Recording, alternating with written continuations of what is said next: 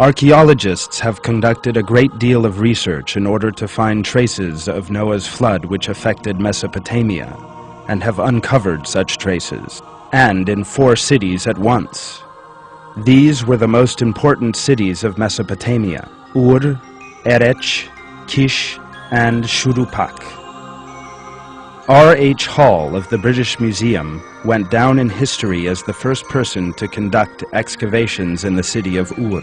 Leonard Woolley, who took it upon himself to carry on with excavations after Hall, also supervised an excavation jointly organized by the British Museum and the University of Pennsylvania.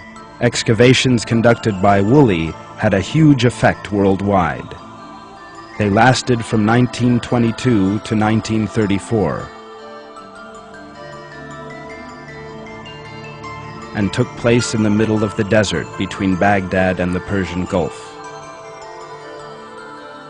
The first founders of the city of Ur were a people who had come from northern Mesopotamia and referred to themselves as Ubaydiyan.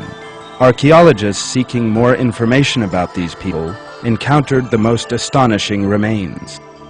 The city of Ur had a royal mausoleum. Many objects were discovered in the mausoleum: helmets, swords, musical instruments, works of art made from gold and precious stone, and, most important of all, historical records inscribed onto clay tablet with astonishing expertise and skill and using advanced technology. Based on these records, Woolley decided to dig deeper and encountered evidence of a terrible flood. This was mud, pure sand of a kind that could only have been deposited by water. When the excavations reached a depth of 2.5 meters, earthenware bowls emerged from underneath a layer of pure clay. The conclusion was obvious. These facts were a clear indication that the city of Ur was one of those struck by the flood. German archaeologist Werner Keller expressed the importance of the excavation by saying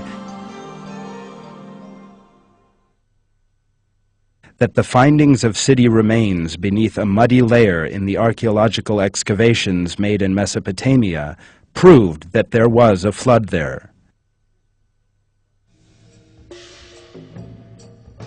Research continued in another Mesopotamian city, today known as Tal al-Uhaymer, or Kish of the Sumerian.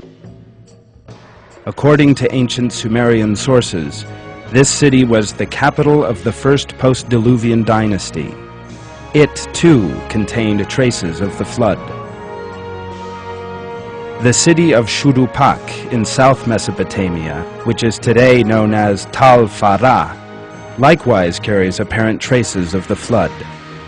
Archaeological studies in this city were headed by Eric Schmidt from the University of Pennsylvania between 1920 and 1930. Traces of a civilization that had flourished in the region between 3000 and 2000 BC were found in these excavations. It appeared from the cuneiform inscriptions that the people of the region were culturally quite advanced.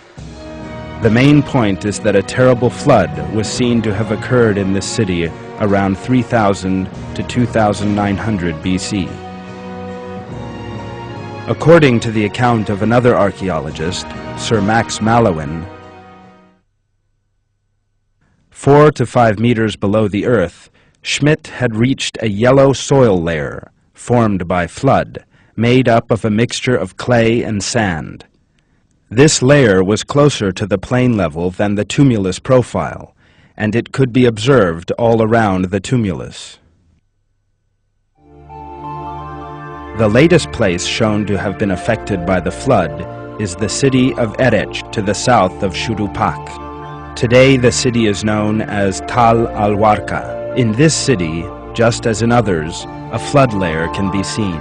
This flood layer is dated between 3000 and 2900 BC, just like the others. Assessment of the evidence obtained from the finished study revealed that the flood area stretches approximately 160 kilometers from east to west and 600 kilometers from north to south. This shows that the flood covered the whole Mesopotamian plain.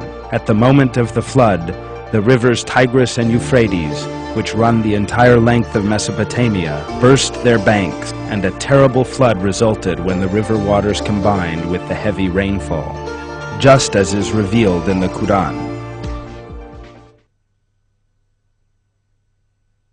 So we opened the gates of heaven, with water pouring forth, and we caused the earth to gush forth with springs, so the waters met and rose to the extent decreed.